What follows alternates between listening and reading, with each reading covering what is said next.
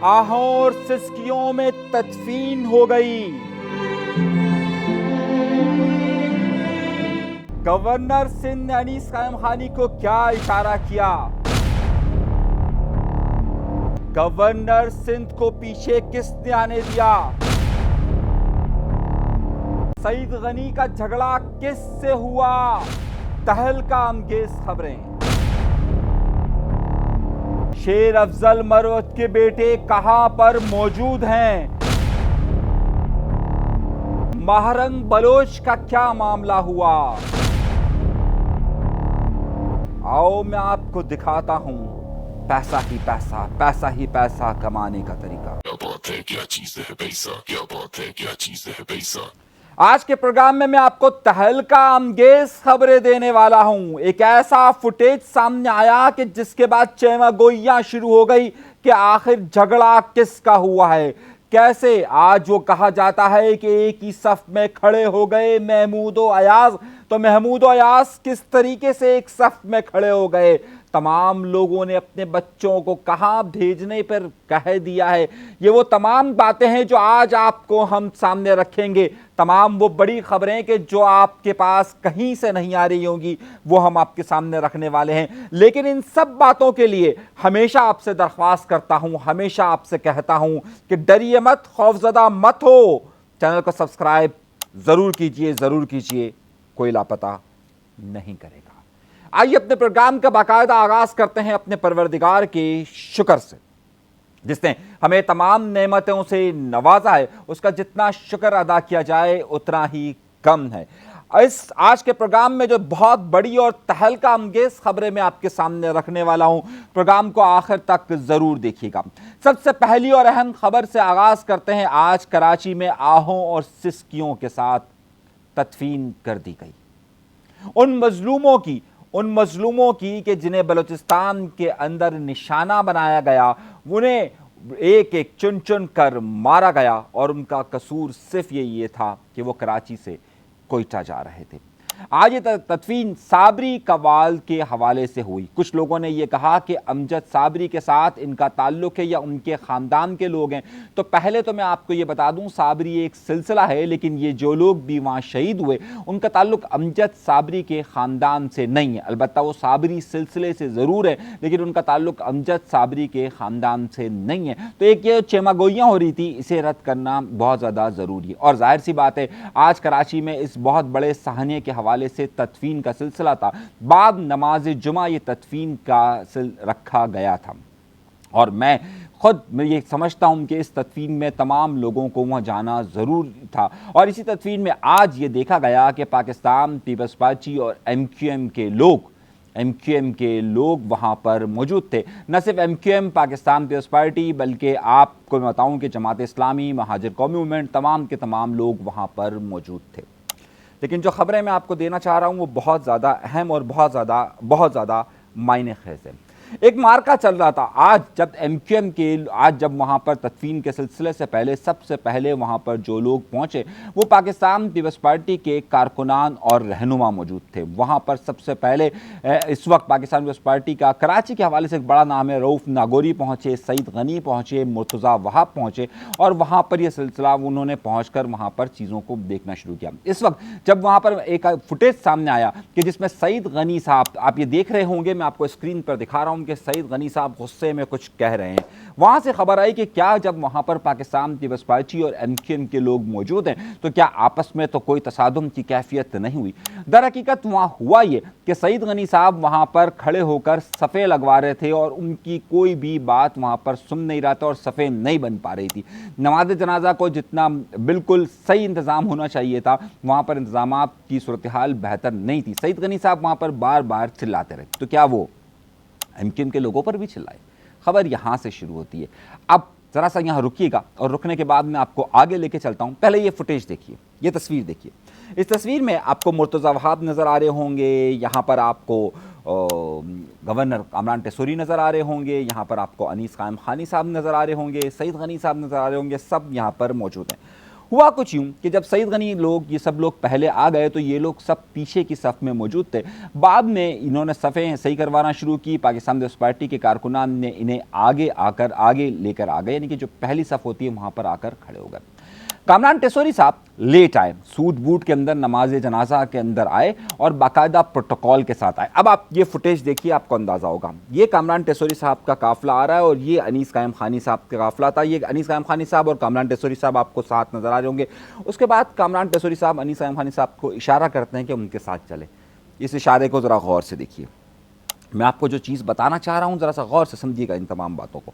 उसके बाद हुआ ये कि ये जब कामरान टेसोरी साहब का जो प्रोटोकॉल था वो उन्हें आगे लेकर चला गया, यानी कि जो पहली सफ़ बनी हुई थी जिसमें तमाम लोग, उनके ख़ानदान के लोग और तमाम लोग, जिसमें सईद गनी साहब, मुर्तज़ा वहाब लोग सब मौजूद थे, इनका प्रोटोकॉल कामरान टेसोरी का पाकिस्तान पीपल्स पार्टी के लोगों को, MQM के लोगों को पीछे धकेलता हुआ आगे चला गया।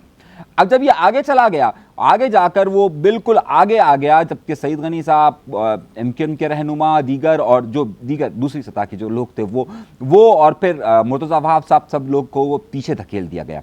अब यहाँ पर एक और मामला हुआ। यहाँ पर एक प्रोटोकॉल ऑफिसर के साथ, जो इनके प्रोटोकॉल के लोग थे, उनके साथ एक मामला हुआ पाकिस्तान पीपल्स पार्टी के एक रहनुमा रऊफ़ नागौरी का। रऊफ़ नागौरी ने इन सबको, जब इनको धक्के दिए गए तो रऊफ़ नागौरी साहब ने वहाँ से इनसे कहा कि आप, उनके प्रोटोकॉल के जो लोग थे उनके साथ वहाँ पर उनकी एक तल्ख़ कलामी हुई। उन्होंने कहा कि भाई ये क्या तरीक़ेकार है, और उन्हें पीछे किया। अब उसके बाद कामरान टेसोरी साहब क्योंकि आगे आ गए तो उसके बाद फिर रऊफ़ नागौरी गए और कहा कि ज़रा सा पीछे भी देखिए। और पीछे जब उन्होंने देखा तो मुर्तज़ा वहाब और सईद गनी साहब सब लोग मौजूद थे। अब जाहिर सी बात है कि पीछे देखने का उनका इशारा ये था कि आप आगे इस तरीके से आकर खड़े हो गए, तो वहाँ से फिर उन्हें पीछे की तरफ, उन्हें साथ रखा गया और उन्हें पीछे की तरफ हुए, क्योंकि इस वक्त MQM और पाकिस्तान पीपल्स पार्टी बहरहाल एक दूसरे की हरीफ भी है और हलीफ भी है। लेकिन ये मामला उस वक्त ऐसा लग रहा था कि कहीं पर कोई तसादुमी कैफियत ना बढ़ जाए, क्योंकि कामरान टेसोरी साहब का प्रोटोकॉल और फिर जिस तरीके से उन्हें पीछे किया जा रहा था वो भी माने था। सईद गनी साहब, मुर्तज़ा वहाब साहब और फिर MQM की दीगर जो कायदा थी, इसमें फारूक सत्तार साहब भी बिल्कुल पीछे रह गए थे। फारूक सत्तार साहब भी उस सफ़ में, आपको इन फुटेजेस में आपको आगे नज़र नहीं आ रहे होंगे, बल्कि वो पीछे की तरफ वहाँ पर मौजूद थे। अब ये जो सूरत हाल सामने आई उसमें बड़ी ये कैफियत, ये नमाज जनाजा से चंद लम्हे, क्योंकि ये तमाम लोग पहले आ चुके थे और कामरान टेसोरी साहब का वेट किया जा रहा था। कामरान टेसोरी साहब के काफिला इस बात का इंतजार कर रहा था कि एक जो तीसरी मैयत थी वो, क्योंकि गुलिस्तान जौहर से आनी थी, उसे आने में थोड़ी सी देर लग गई, तो आने में देर की वजह से अब वहाँ पर ये मामला था कि यार वो भी आ जाएं और उसके बाद फिर कामरान टेसोरी साहब आए, तो इसलिए थोड़ा सा लोग बहुत देर से वेट कर रहे थे और ये सारी बद इंतज़ामी वहाँ पर वाज़ेह तौर पर नज़र आ रही थी। मामला क्या है? मामला यह है कि कामरान टेसोरी साहब को रऊफ़ नागौरी ने पीछे किया और उसके बाद फिर ये दोनों आकर वहाँ पर खड़े हो गए। तस्वीर खिंचाने का एक बड़ा मामला था कि प्रोटोकॉल ज़ाहिर है, और प्रोटोकॉल का मामला ये था कि आगे पीछे ये मामलात हो रहे थे। इंतहाई बद इंतज़ामी देखी गई वहाँ पर कामरान टेसोरी साहब का, यानी कि जो प्रोटोकॉल था वो फिर MQM के लोगों का एक अलग मामला था। दोनों अलग अलग नज़र आए यहाँ तक, क्योंकि वहाँ पर MQM के जो लोग हैं वो अलग नज़र आए, कामरान टेसोरी साहब का काफ़िला अलग नज़र आया। कामरान टेसोरी साहब ने अनीस कायम खानी साहब के जो भी, अब आजकल क्योंकि कामरान टेसोरी साहब और अनीस कायम खानी साहब के दरमियान कुछ ना कुछ ताल्लुकात बेहतर हो चुके हैं, तो उन्होंने उसको आगे लिया। तो अब ये जो एक नमाज जनाजा था, दर हकीकत तो नमाज जनाजा था, दहशतगर्दों की किसी तौर पर भी हिमायत नहीं कर सकती, लेकिन यहाँ पर भी एक बड़ा मामला यह आ जाता है कि पिक्चर कौन पहले खिंचवाएगा, और पिक्चर खिंचवाने के मामलात में अगली सफ़ों के दरमियान में ये मामलात चलते रहे। वहाँ पर रऊफ़ नागौरी साहब की, जो पाकिस्तान पीपल्स पार्टी के रहनुमा हैं, वहाँ पर एक तल्ख़ कलामी की भी खबरें मेरे पास आ रही हैं। सईद गनी साहब वहाँ पर जो लोग मौजूद थे वो क्योंकि सफ़े नहीं बना पा रहे थे और नमाज जनाजा हो नहीं पा रही थी, और फिर कामरान टेसोरी साहब का इंतज़ार भी किया जा रहा था, तो ये एक वहाँ पर सूरत हाल पेश आई। खैर, ये मैंने आपको सूरत हाल बताई है कि वहाँ क्या हुआ, कैसे हुआ, किस तरीके से हुआ। अब चलिए आगे की तरफ और अगली खबरें और बड़ी खबरों की तरफ आते हैं। एक और बड़ी खबर की तरफ चलते हैं। अल्ताफ़ हुसैन साहब इस वक्त भी हॉस्पिटल में मौजूद है, और जिस तरीके से अभी तक उस हवाले से हमने आपको बिल्कुल ठीक इन्फॉर्मेशन दी थी कि अभी भी वो हॉस्पिटल में, उनकी तबीयत इतनी बेहतर नहीं है कि उन्हें अभी घर मुंतकिल किया जा सके, लेकिन कल उन्होंने बाकायदा अपनी स्पीच की है। वो हॉस्पिटल से ही उन्होंने स्पीच की है, बेड से, अपने बिस्तर से स्पीच की है, जिसके बाद जो है वो काफ़ी बातें कही जा रही हैं, काफ़ी चीज़ें आगे बढ़ी हैं, लेकिन ये मामला वहाँ पर हुआ है। अब आइए, इस वक्त भी वो हॉस्पिटल के अंदर मौजूद हैं। जब मैं आपसे प्रोग्राम कर रहा हूं, जब मैं रिकॉर्डिंग कर रहा हूं, अभी तक उन्हें घर शिफ्ट नहीं किया गया। मेरी इतलात ये थी कि मंडे ट्यूसडे को शायद अगर उनकी तबीयत में बेहतरी आए तो मंडे ट्यूसडे तक शायद उन्हें घर मुंतकिल किया जाएगा। अभी तक वो वहीं पर मौजूद है। अगली खबर की तरफ चलते हैं। सारी खबरें जल्दी जल्दी और बहुत बड़ी बड़ी खबरें हैं क्योंकि मेरे पास, तो इसलिए मैं देना ज़रा ज़रूरी समझता हूँ। महारंग बलोच साहिबा किसी तारुफ की मोहताज नहीं है। महारंग बलोच साहिबा बलूचिस्तान में लापता अफराद के लिए बात करती रही है। महारंग बलोच साहिबा जो हैं वो, आपको याद होगा कि जाफ़र एक्सप्रेस का जो वाक़या रूनुमा हुआ था कि जिसमें लोगों को जाफ़र एक्सप्रेस को रोका गया और दहशतगर्दों ने वहाँ पर हमला किया था। उसके बाद महारंग बलोच साहिबा एक मुजाहरे में मौजूद थी कि जहाँ से उन्हें अरेस्ट कर लिया गया था। एक बार फिर उनका रिमांड दे दिया गया है और ताहाल महारंग बलोच साहिबा की रिहाई के कोई इम्कानात नज़र नहीं आ रहे क्योंकि उनका भी वही मामला चल रहा है कि रिमांड और फिर गिरफ्तारी। तो किसी ने मुझसे सवाल पूछा था आपके यहाँ पर कि महारंग बलोच साहिबा का इस वक्त क्या स्टेटस है, तो ताहाल इस वक्त वो जेल के अंदर मौजूद हैं। इस वक्त भी और आज भी जो उनकी समाअत हुई है उसमें उनका मज़ीद 15 दिन का रिमांड जो है वो दे दिया गया है। तो मज़ीद 15 दिन के रिमांड की वजह से वो ताहाल अभी भी जेल के अंदर ही मौजूद हैं और ज़ाहिर उनका रिमांड दिया गया है। अगली खबर एक और बहुत, माल ही माल, माल ही माल और माल ही माल। ये नोटों की बरसात आप देखिए, इतने नोट, नोट ही नोट, नोट ही नोट, नोट ही नोट। ये नोट एक सरकारी ठेकेदार के हैं और जिसके ताल्लुकात पाकिस्तान तहरीक इंसाफ के साथ बड़े करीबी बताए जाते हैं। करीबन कोई 20 अरब रुपए के नोट मिले हैं, 20 अरब रुपए की करप्शन के नोट मिले हैं। ज़ाहिर अगर लीगल पैसा होता तो बैंकों के अंदर मौजूद होता, तिजोरियों के अंदर 20 अरब रुपए मौजूद हैं। और जो गाड़ियां वहां से मिली है उनकी मालियत तकरीबन कम अज़ कम 6 अरब रुपए की गाड़ियां वहां पर मौजूद पाई गई हैं। ये वही घर है जो आपको मुख्तलिफ ड्रामों के अंदर नज़र आ रहा था और ड्रामों में दिखाया जा रहा था और इसमें तहरीक इंसाफ के बड़े लोगों का नाम आ रहा है जिसमें आज़म सवाती वगैरह शामिल हैं। तो तहरीक इंसाफ पर अब करप्शन के बड़े ही इल्ज़ामात आयद किए जा रहे हैं। दूसरी तरफ सेनेट का मामला इस वक्त तहरीक इंसाफ का चल रहा है और तहरीक इंसाफ ने बाकायदा जो आफरीदी साहब हैं उनको, मिर्ज़ा आफरीदी को टिकट दे दिया गया सेनेट का। मिर्ज़ा आफरीदी वो हैं कि जिन्होंने 9 मई को सबसे पहले ये कहा था कि जनाब मेरा तहरीक इंसाफ से कोई ताल्लुक़ नहीं और वो मुल्क छोड़कर चले गए थे। लेकिन एक बहुत बड़ा ATM समझा जाता है उन्हें, तहरीक इंसाफ को फंड करने वाला बहुत बड़ा चीज़ समझी जाती है।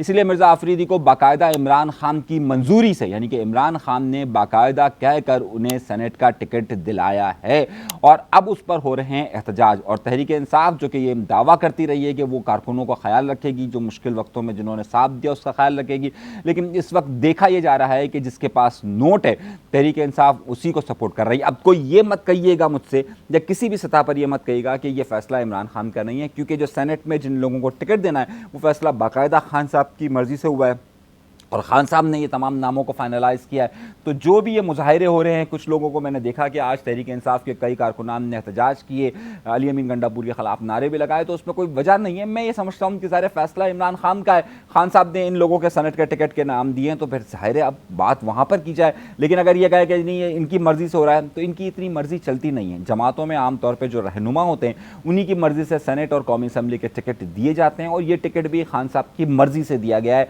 अब खान साहब, और जाहिर सी बात है किसी भी जमात को वहाँ पर फंड की ज़रूरत होती है, पैसों की ज़रूरत होती है और अगर अच्छे ATM मिल जाएं तो अब ATM की मिसाल आप देखिए ना, एक साहब हैं, एक बड़ी बैटरी की कंपनी के मालिक हैं, तहा महमूद साहब।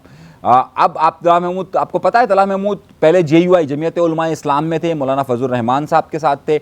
अब उनको आज़ाद हैसियत में पाकिस्तान पीपल्स पार्टी सपोर्ट करके लेकर आ रही है, वो भी अच्छा ATM है। तो अब आज़ाद तौर पर पाकिस्तान पीपल्स पार्टी के साथ, तो आप समझ सकते हैं कि ये भी एक ATM है। एक जमीयत उलमा इस्लाम यानी कि एक मजहबी जमात आप पाकिस्तान पीपल्स पार्टी की तरफ आ रहे हैं क्योंकि अब उन्हें टिकट नहीं दिया गया सेनेट का। तो ज़ाहिर एक बड़ी कंपनी के मालिक हैं, बड़े फंड राइजर हैं, तो ज़ाहिर वहाँ से भी ये सिलसिला उनका जारी है। तो जिसके पास जितना पैसा होता है वो उसी तरीके से उस सारे मामलात में इन्वेस्ट करने की कोशिश करता है। अब एक और बड़ी खबर की तरफ आते हैं और बड़ी खबर आपको साथ साथ मैं देता रहता हूँ और साथ साथ बड़ा है मामला है। आज सेनेट के अंदर एक कानून पास हुआ है जिस पर काफ़ी चहमगोइयाँ हो रही हैं। किसी भी खातून को बरहना करने पर सजाए मौत की सजा है। आपको पता है अगर कोई भी शख्स किसी खातून को बरहना कर देता है तो पाकिस्तान के कानून के मुताबिक उसे सजाए मौत है। आज हुआ ये कि आज सेनेट के अंदर एक बाकायदा एक बिल पास किया गया है जिसमें कहा गया है कि सजाए मौत को ख़त्म करके उम्र कैद की सज़ा में कन्वर्ट किया गया है। वहाँ पर अपोजिशन ने ख़ास तौर पर इस पर ये शोर मचाया कि जनाब आप ये बिल किस तरीके से पास कर रहे हैं, क्योंकि इस वक्त दुनिया भर के जो बहुत सारे ममालिक हैं उनका पाकिस्तान पर यह प्रेशर था कि सज़ाए मौत को ख़त्म किया जाए, जिसके बाद ये सज़ाए मौत को ख़त्म किया गया है। अब जाहिर सी बात है कि यहाँ पर जो हुकूमती बेंच है, हुकूमत के वज़ीर कानून का कहना यह था कि भाई ये इसलिए किया गया है क्योंकि लोग जो है ना वो किसी भी औरत को बरहना कर इल्ज़ाम लगाकर उस पर जो है वो सज़ाए मौत करवा देते थे, तो इसलिए हमने इसको बचने के लिए किया है कि जनाब इसमें उम्र कैद की सज़ा दी जाए। और ये बड़ा ही ख़तरनाक मामला है। किसी भी औरत को बरहना करने का मतलब ज़ाहिर है उसको जितनी सख्त सज़ा होगी उतना ज़्यादा होगा, लेकिन सज़ाए मौत को लगता यूँ है कि आलमी दबाव के तहत, दुनिया भर के दबाव के तहत इसे ख़त्म कर दिया गया है और ये एक बड़ा अहम नुक्ता है कि जनाब इसे ख़त्म किया गया। एक और चीज़ बड़ी अहम हुई है और बड़ा अहम मामला हुआ है इस वक्त जो है वो तहरीक इंसाफ, तमाम सियासी जमातों की जो बड़ी क़यादत है वो अपने आप को तो यहाँ चाहे कुछ भी कहे, लेकिन उन तमाम लोगों ने अपने अपने बच्चों को बाहर भेज दिया है। अच्छा, ये सिलसिला सिर्फ हर एक जमात का है। अगर आप पाकिस्तान नवाज़ शरीफ साहब की जमात को देखिए तो नवाज़ शरीफ साहब के दोनों बच्चे बाहर हैं, खान साहब को देखिए तो उनके दोनों बच्चे बाहर हैं। यहाँ पर आप पाकिस्तान पीपल्स पार्टी के रहनुमाओं को अगर आप मिसाल लें तो उनमें आपको बेतहाशा लोग ऐसे मिल जाएंगे। MQM के रहनुमाओं की मिसाल आप लें तो उनमें आपको बेतहाशा लोग ऐसे मिल जाएंगे कि जिनके बच्चे बाहर हैं, मतलब बच्चे बाहर रहे। जो हमारे सिंध के वज़ीर आला हैं उनके बच्चे भी बाहर हैं, सईद गनी साहब के बच्चे बाहर हैं, तो ज़ाहिर है बहुत सारे लोगों का ये। तो शेर अफजल मरवत साहब ने भी अपने बच्चों को बाहर भेज दिया। एक फ़ैशन है ना कि भाई आपके पास सियासतदान है, आपके पास पैसा है, तो ज़ाहिर है अपने बच्चों को बाहर भेज दिए। ज़रा क्या कहते हैं ज़रा सुनिए, फिर आगे चलते हैं। कि दूसरों के बेटों को आप बुलवाते हैं कि उनके बेटे आए, और पश्तूनों को आप कहते हैं, खैबर पख्तूनख्वा के लोगों को कहते हैं। सबसे पहले तो अपनी मिसाल सेट करें। अपने बच्चों को आपके होना चाहिए था 9 मई के बाद फील्ड पे। अपने बच्चों को मैं इंग्लैंड भेज दूँ और दूसरों को कहूँ आओ खान के लिए तहरीक चलाए, ये कोई हमने। अच्छा, अब ये मामला ज़ाहिर है एक बड़ा अहम है कि ये तो कहते हैं कि पाकिस्तान में सिर्फ कमाने के लिए है, पाकिस्तान सिर्फ सियासत करने के लिए, और अगर अपने बच्चों को तालीम देनी है, बच्चों को तरबियत देनी है तो उनके लिए ये लोग बाहर भेज देते हैं और गरीब के बच्चों को हर तहरीक के अंदर आगे कर देते हैं, चाहे वो किसी भी तरह के रहनुमा मौजूद हों या कोई भी वहाँ पर मौजूद हो। एक आखिरी 2 खबरें और रह गई हैं, उन खबरों को देकर फिर हम गुफ्तगू को आगे की तरफ बढ़ाएंगे। कराची में NAD यूनिवर्सिटी के अंदर एक एग्ज़ाम हुआ। आपको मालूम है कि कराची में हर बार का ये मामला है। इस बार मामला ये हुआ कि जो वहाँ पर जो बोर्ड्स हैं, मुख्तलिफ बोर्ड्स के लोग वहाँ पर एग्ज़ाम्स देते हैं NAD यूनिवर्सिटी के अंदर। आपको मालूम है कि लाड़काना में जिन लोगों ने A1 और A ग्रेड लिया है उनकी 70% बच्चे ऐसे हैं जो टेस्ट क्लियर नहीं कर सके। आगा खान लाड़काना के 70% बच्चे जिनका A1 ग्रेड है वो नहीं कर सके। इसी तरीके से मीरपुर ख़ास के आप जाकर देखिए तो मीरपुर ख़ास में के बोर्ड के जिनके A1 ग्रेड्स हैं उनके 60% बच्चे ऐसे हैं कि जो NAD का टेस्ट पास नहीं कर सके, जबकि कराची बोर्ड के तकरीबन 76% बच्चे ऐसे हैं कि जिन्होंने पेपर क्लियर कर लिया। तो दर हकीकत जब वहाँ के बोर्ड्स का मामला आता है तो ये बड़ा मामला आता है कि वहाँ पर लोगों की परसेंटेज बहुत ज़्यादा आ जाती है, लेकिन जब वो टेस्ट में बैठते हैं तो उनके टेस्ट क्लियर नहीं हो पाते। ये एक बड़ा मामला है। और जब तालीमी मयार को देखा जाए और जब रिजल्ट्स को देखा जाए तो फिर उस पर सवाल उठता है कि कराची के फिर बोर्ड्स के जो रिजल्ट्स आते हैं वो इतने कम क्यों आ रहे हैं और यहाँ का रिजल्ट इतना बुरा क्यों आ रहा है। ये बड़ा अहम मायने ख़ास बात है और इस पर आइंदा दिनों के अंदर बड़ी सियासत होने वाली है। खबर आपको अभी से दे रहा हूँ तो ज़रा इस बात को अभी से आप नोट करके रख लीजिए कि इसमें आगे चलकर बड़ी तब्दीलियाँ रहनुमा होने वाली है। अभी तक के लिए इतना ही। यही थी अब तक की बड़ी बड़ी खबरें और बड़े बड़े मामले और बड़े बड़े मार्के जो आज पूरे पाकिस्तान के अंदर और शहर के अंदर होते रहे। चैनल को ज़रूर सब्सक्राइब कीजिएगा। हाँ, खबर तो रह गई, कल 19 तारीख है और 19 तारीख को हड़ताल है। 19 तारीख को ताजिरों की तरफ से हड़ताल है और अब देखना यह है कि ताजिरों का साथ कौन कौन सी सियासी जमातें देती है और यह हड़ताल किस हद तक कामयाब रहती है। यहाँ पर ताजिरों की तरफ से मुल्क गिर हड़ताल का ऐलान किया गया है और उसकी वजूहात में ख़ास तौर पर जो टैक्स आयद किए गए और जो गिरफ्तारी का अहकाम जारी किए गए हैं उस वजह से ताजिरों ने स्ट्राइक की कॉल दी है। देखना यह कि कल ये स्ट्राइक किस हद तक कामयाब रहती है, इसका असर कितना होता है ये कल मालूम होगा। अभी के लिए दीजिए इजाज़त। अल्लाह तबारक व तआला आप सबको खुश व खुर्रम रखे, आबाद रखे, सलामत रखे, कायम रखे। अल्लाह ने के बाद।